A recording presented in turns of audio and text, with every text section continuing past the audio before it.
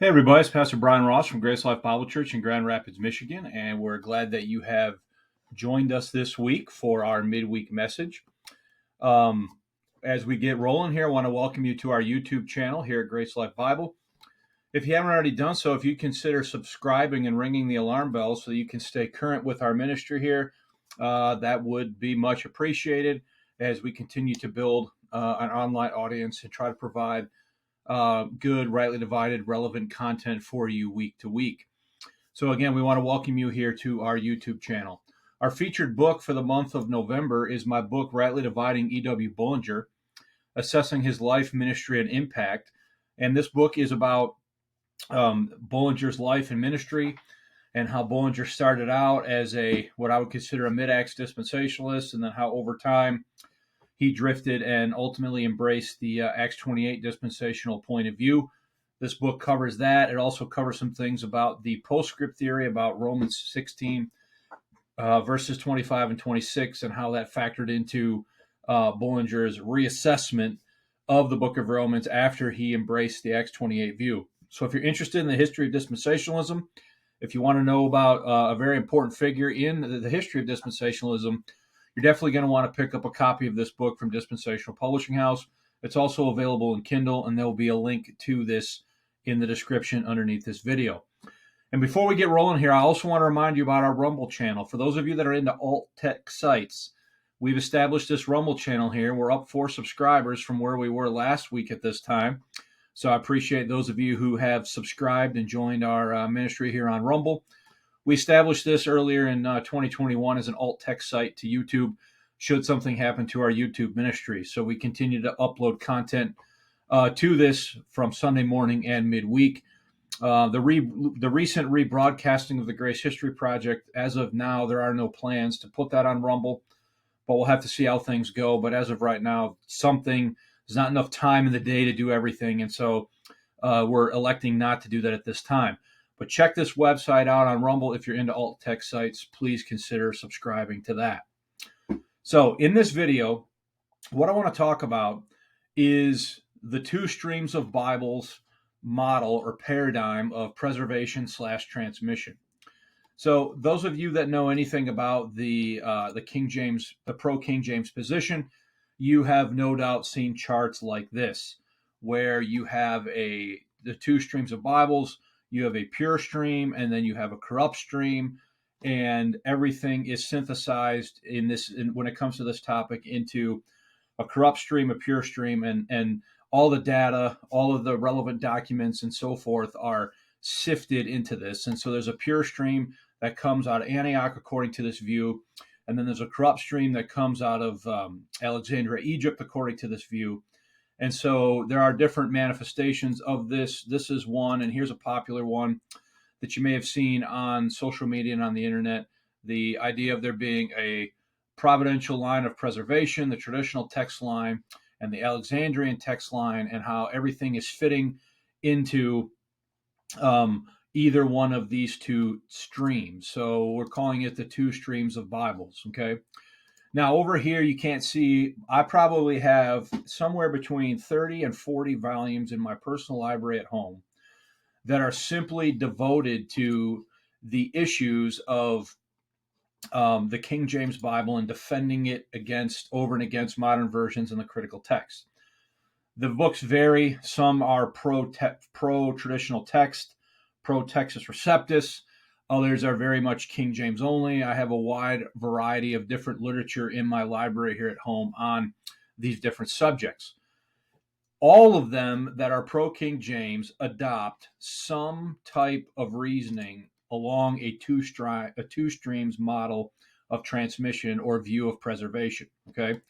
So I cut my teeth in the King James, on the Bible version issue, reading material that was very much 2 streams of Bibles oriented as far as its explanation of how preservation and transmission were accomplished, okay?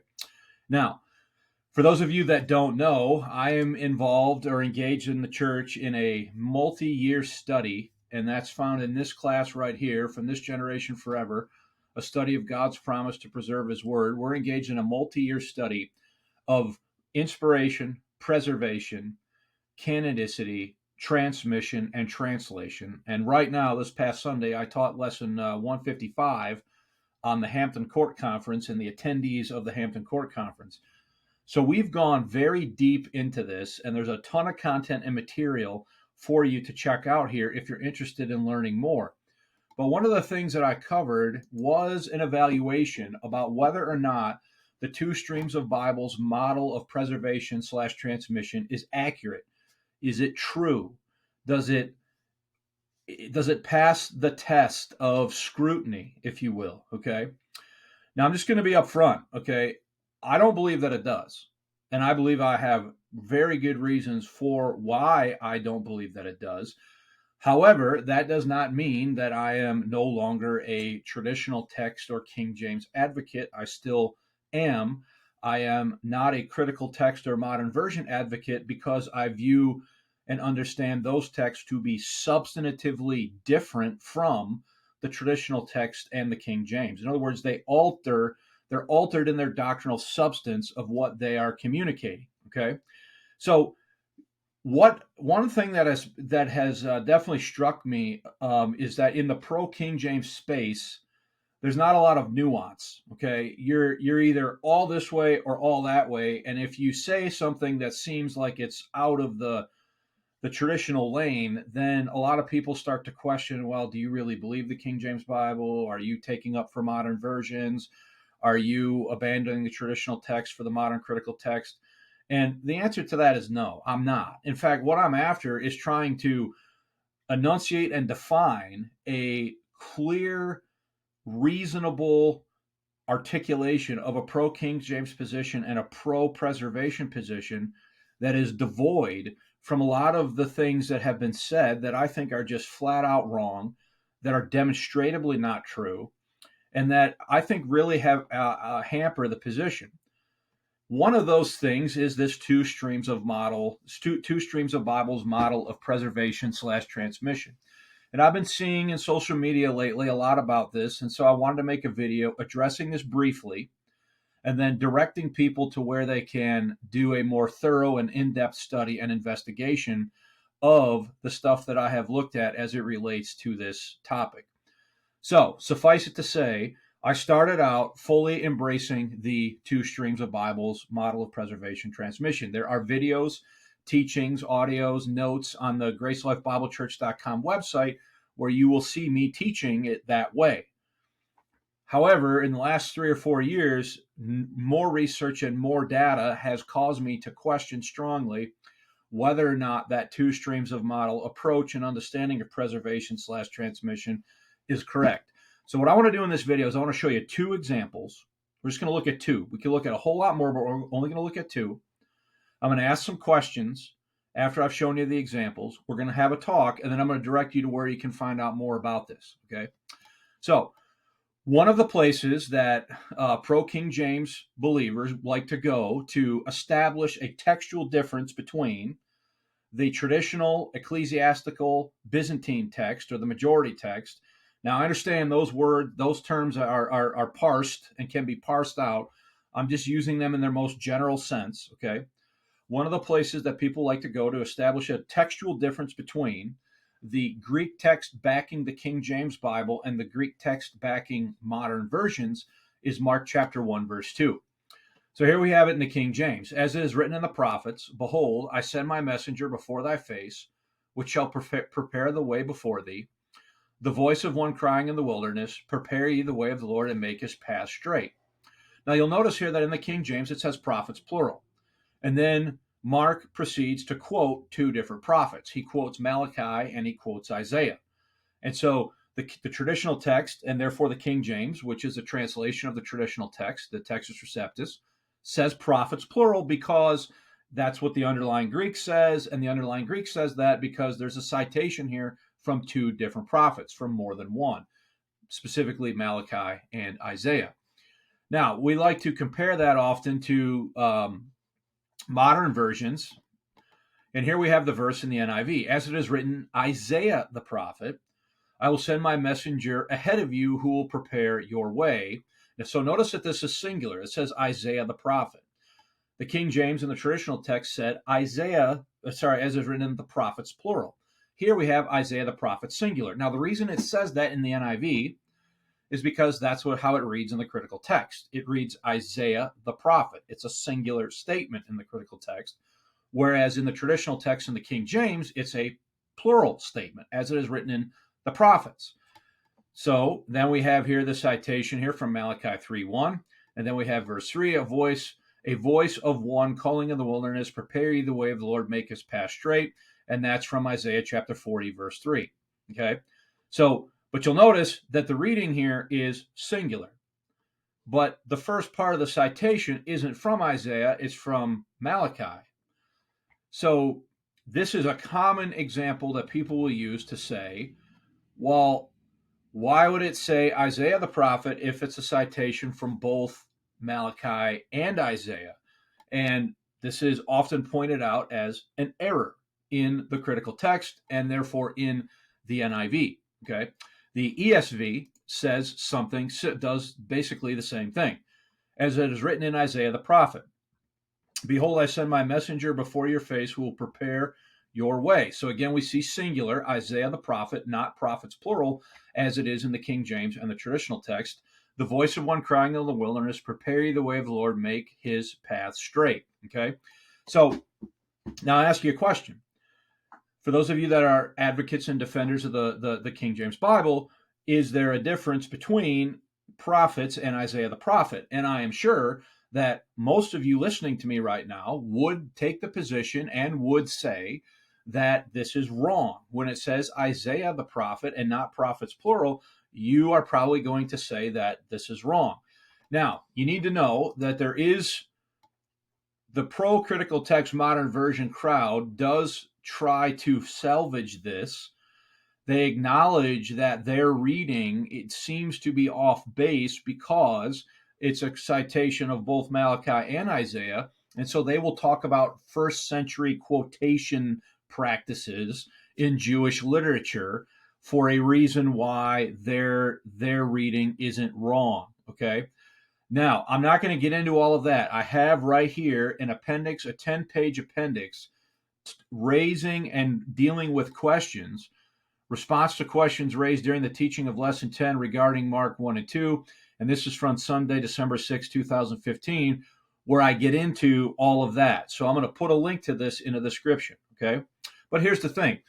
If you're a King James advocate, you're going to say that the prophet Isaiah is not a correct reading because it's a quotation from two prophets, all right? Now, that is my position. That's what I argue here in this paper that I have on the screen, that the prophets plural reading of the traditional text in the King James is the correct reading, and that a problem is caused by the critical text and the modern versions here when they read as they do, okay? And I'm going to commend this to you to read. Now, but here's the thing. Why am I bringing this up now in a video where I'm talking about the two streams of Bibles?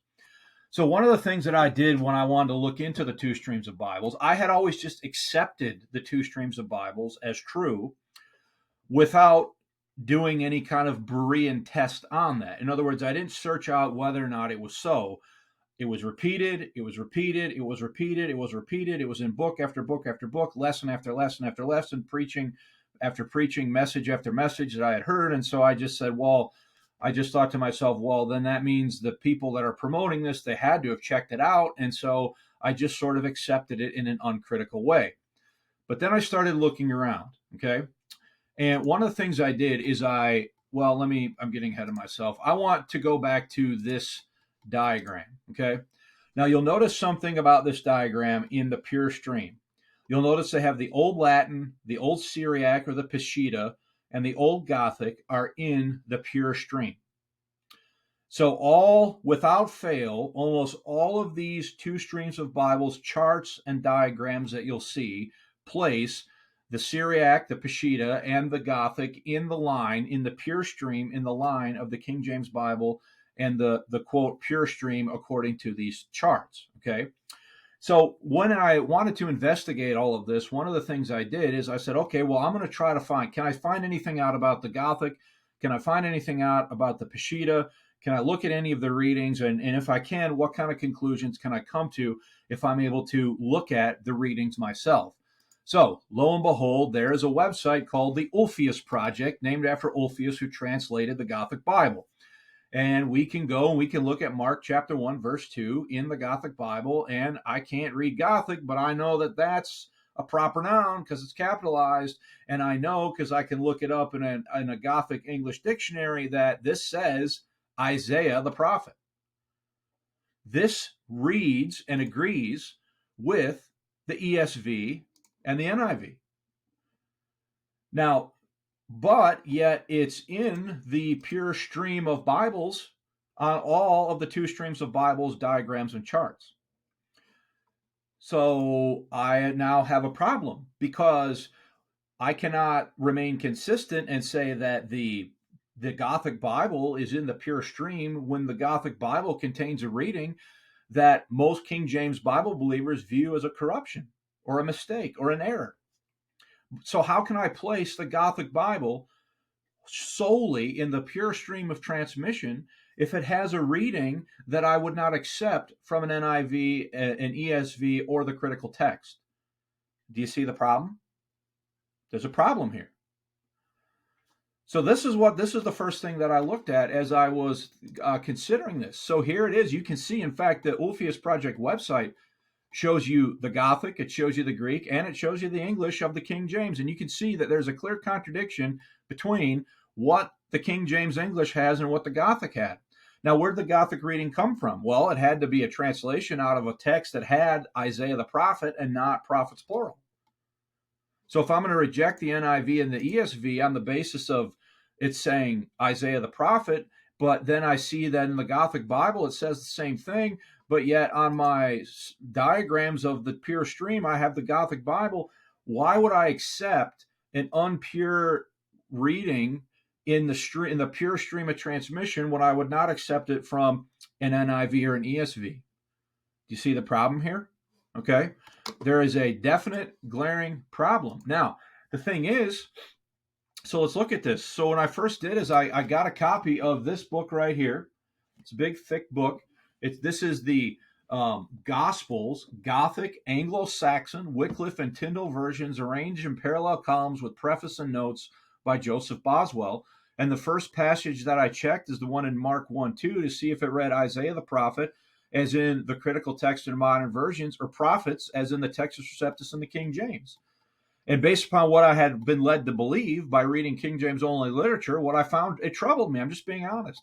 Because what I found was a supposed Bible in the pure stream agreeing with the stream of corruption. So what is this Bible doing here is what I started asking myself. The extant copies of the Gothic Bible contain a corrupt critical text reading of Mark 1:2, one of the hallmark passages utilized by King James advocates to quickly discern the textual basis of a given modern version. And the Gothic Bible is supposedly, quote, pure textual witness. According to the two streams of Bibles paradigm, I found a corrupt reading in Mark 1:2. This should not have been the case according to the prevailing two streams of Bibles orthodoxy in the King James only movement. So I'm going to be honest with you. I mean, when I saw this, I about fell out of my seat because this was not in agreement with what I've been led to believe. And in fact, Gail Ripplinger, one of the so-called leading lights of the King James only movement, says in her History of the Bible and Erasmus in the Received Text, Volume 2, 500 to 1500, says the Gothic Gospels are amongst the oldest of the vernacular versions, match the text of Erasmus and the King James. Well, that's certainly not true in Mark 1:2. So Gail Ripplinger would never tolerate that reading in Mark 1:2 from an NIV or an ESV, yet she's telling you in her book that it matches the text of Erasmus in the King James Bible. You can go a little further. In that same book, she quotes from the Cambridge History of the Bible. And I'm going to go down to this just to show you this in parallel columns in the section of these notes called Repudiating Ripplinger. Notice, this is her citation of the Cambridge History of the Bible, Volume 2. The original Greek manuscript or manuscripts from which Ulfius made his translation of the Gothic Gospels belongs to the Byzantine group. Then she inserts in brackets King James Version type. As in the Gospels, the original text of the epistles was of the Byzantine type and differs little from the fully developed Textus Receptus of the later period. Now, notice that she has engineered this reading, and this is what Cambridge actually said. The original Greek manuscript or manuscripts from which Olpheus made his translation of the Gothic Gospels belong to the Byzantine group with a sprinkling of Western readings. Gail Ripplinger left that out. And not only did Gail Ripplinger leave that out, she inserts right here into parentheses King James Version type, misleading the reader. Because now when I go and I look at the very book that Ripplinger recommends, I find the woman taken in adultery missing from the Gothic Bible. I find the blood of Christ, as we'll see in a minute, from Colossians 1:14, missing from the Gothic Bible. I find it reading Isaiah the prophet in Mark 1:2, and a bunch of other issues that we can check in the Gothic Bible. But yet we're told on pure streams of Bibles, charts, and diagrams that the Gothic Bible is in the pure stream. And yet there's readings in the Gothic Bible that Gail Ripplinger would never tolerate from an NIV or an ESV or the critical text. Yet she's telling you in her books that they're essentially the same, and they match the text of Erasmus and the King James Bible. Folks, if you don't see that that's a problem, I'm not sure what else to say. You can't have that level of subterfuge and be taken seriously when you're talking about these matters. Now let's just look at one more example. And again, the notes that I'm going to leave in the description and the playlist are going to go way deep on this for you if you're interested in going there. Let's look at Colossians. I alluded to this a moment ago. Let's look at Colossians 1:14. In whom we have redemption through his blood, even the forgiveness of sins. Well, some of you already know where I'm going with this. If you look at this verse in the ESV, in whom we have redemption, the forgiveness of sins. What's missing? What's missing is through his blood. It's missing in the ESV, and it's also missing in the NIV. So why is it missing in the ESV and the NIV? The reason it's missing is because the underlying Greek text, the modern critical text, does not have through his blood in those verses. Okay? Now, again, if you read James White and those who are defending the modern critical text against the traditional text in the King James, they have reasons that they give for this. I'll try to put a link to this in the description for this video either, about harmonization and parallel influence and how, well, it's in Ephesians chapter 1, so it doesn't need to be in Colossians chapter 1, and how no doctrine has changed because it's there. To me, all of that is neither here nor there. Did the Colossians need that phrase when this epistle was originally sent to them? And does it matter if the blood of Christ is in that verse or not in that verse? Well, I think it matters. I think it's a textual issue, and I think it matters, and that it impacts the doctrinal substance of what Colossians 1:14 is teaching, whether or not you have the blood of Christ there or the blood of Christ not there. And I know that many of you would agree with me. But guess what? When we go to look at Colossians 1:14 in the Gothic Bible, now, again, I have done research and dug into this. What we find is that the expression through his blood is missing from the Gothic Bible. If you look at my notes, next, here we are, perplexed. So this was after I looked at Mark 1:2. Perplexed, I decided to look at Colossians 1:14 to see if the blood of Christ had been taken out of the Gothic Bible. According to a Gothic English dictionary, the Gothic word for blood is blop. I don't know if that's, I don't speak Gothic. I don't know if that's right. My examination revealed that the blood, blop in Gothic, of Christ in Colossians 1:14 is missing from the extant copies of the Gothic Bible. In its current textual state, the Gothic Bible agrees with modern versions in this verse, yet we are told in King James only literature without any qualification or explanation that it is pure, that's the Gothic Bible, that it's pure and uncorrupted and even on par or matching the King James Bible like we just saw there from Ripplinger. Yet when we actually look at it, we see that the blood is missing from the verse. The same as it is in the ESV, the same as it is from the NIV, both versions that people who are pro-King James advocates would say are corrupted by the phrase blood being, through his blood being missing from those verses. Yet on all the two streams of Bibles, charts, diagrams, and etc., the Gothic Bible is in the pure stream when it contains readings in its extant status that they would not accept as pure. What is going on? Okay. Now somebody could say, well, those are the extant copies. Extant meaning existing. The original Gothic Bible agreed with the King James. To which I would just simply say, if you're going to go that route, that's no different from a modern critical text advocate doing the same thing about the original manuscripts. You don't know, you don't have the original Gothic Bible. Anything you're going to say is complete speculation, and all we can do is go off the extant surviving available copies where we do see non-traditional readings in the extant copies of the Gothic Bible. So how can this be accurate then when the Gothic Bible is in the pure stream, yet it contains readings that people view as corrupt down here? And it is also missing the woman taken in adultery. There are more problems with it than what I'm covering here. And if you want to know that information, I'll tell you how to find more out about that before this video is over. But look, folks, the same thing is true for the Peshitta.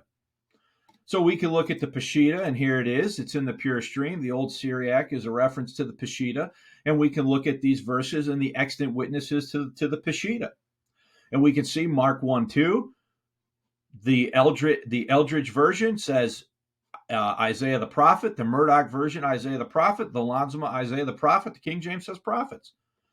So as we just observed last week with the Gothic, the Peshitta contains a critical text reading in Mark 1:2, a popular verse for easily discerning the textual basis of a given translation. Yet we are assured by Ray, J.J. Ray, and Sorensen, authors, as well as other King James only authors, that the Peshitta was translated from an early form of the received text, yet in its extant witnesses it contains a critical reading. So why then is it in the pure stream, giving you the impression that it's basically in complete agreement with the traditional text in the King James Bible? It's just not the case, folks. And we can look at the same thing in Colossians 1:14, the other example that I'm using in this video. Eldridge, in whom we have redemption and the forgiveness of sins, by whom we have redemption and remission of sins, by whom we have attained salvation and forgiveness of sins. All three are missing the through his blood phrase. But yet again, the Syriac Peshitta is in the pure stream. So there are Bibles in the pure stream that contain readings that a King James advocate would never accept from the critical text in a modern version.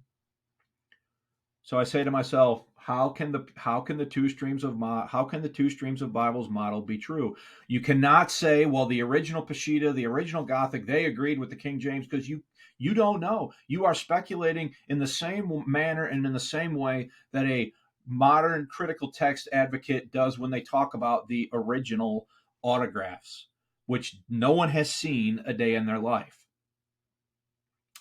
So I'm not making this video to shake the foundations of your faith. I'm asking this video to simply ask the question and say, can we have the conversation about whether or not the two streams of Bible's model is true? I don't believe it's true. I believe it's not the case that it is correct. And in fact, what I want to do, if I can find the right tile, is in the description for this video, I am going to share a link to this 98-page document that has all of my notes from This Generation Forever class when I taught on this issue. Okay? I taught on this issue about 5-6 lessons on whether or not the two streams of Bible's model is true. It's in these notes, and I will also share a link to this playlist, The Two Streams of Bible's Model of Transmission, Its Origins and Accuracy. And so this playlist here goes with these notes here. And I'm going to put both of these in the description under this video for you to check out and read through on your own time. Now, if the two streams isn't the way to think about it, and I still believe in preservation, and I still think the King James Bible is what I should be using and reading in English in my language, if that's the case, and that is the case for me, then I have to have a different model. I have to have a different paradigm. I have to have a different way of explaining it that's more accurate than this two streams idea. So what I encourage you to do in the next week is this, okay? do some homework, read these notes, listen to the videos that go with them, watch the videos, listen to them with the notes, follow through. You can follow all through there as I teach all of that, and just be open to the idea of, is the two streams really the right model? Is it really correct? And then next week in my midweek video, I'm going to present to you an alternative model, an alternative way of thinking about it that I think is a better, more sound, more doctrinally accurate way of thinking about the issue than the two streams. So I'd encourage you to check out all of this information. Now, before I go, I want to remind you, where am I at here? That you can get all this information and stay current also with the From This Generation Forever website and class. All right. I want to make a couple reminders. First, I want to remind you about my book, our featured book for the month of November, which is Rightly Dividing E.W. Bullinger, Assessing His Life, Ministry, and Impact. You can pick this up from Dispensational Publishing House or the e-version. There's a link in the description for that. I also want to remind you about the podcast that my wife and I are doing, Just Grace It, the Just Grace It podcast with Bryan and Becky Ross. We rebooted this last week, and we made an episode explaining where we've been and why we hadn't done a podcast for 2 months. So if you're into that, check that out. We'd encourage you to do that. And just a reminder, we are rebroadcasting on this channel here, Grace Life Bible, every Monday, Wednesday, Friday morning at 9 a.m. We are rebroadcasting the Grace History Project. This is a project tracing the abandonment and resurgence of Pauline truth from Paul to the present, exhaustive study of church history from a mid-Acts, Pauline, rightly divided point of view and perspective. If you haven't gone through the Grace History Project, you're going to want to do it. It's intense, it's in depth, and for many that have reported to me over the years, it almost serves as a grace apologetic. So look, folks, you got a lot of content on this channel. There's a lot of things for you to consider. You can really go deep if you want to go deep into these things, deep onto the study of preservation and the Bible issues, deep into the study of church history from a point of view of Pauline truth. And if you haven't done so, please like this video, leave a comment, share the video, share the channel, invite people into this Grace History Project experience. Check out the teachings, read the notes, do your homework, and next week I'm going to come back and I'm going to talk to you about what is a better model than the two streams.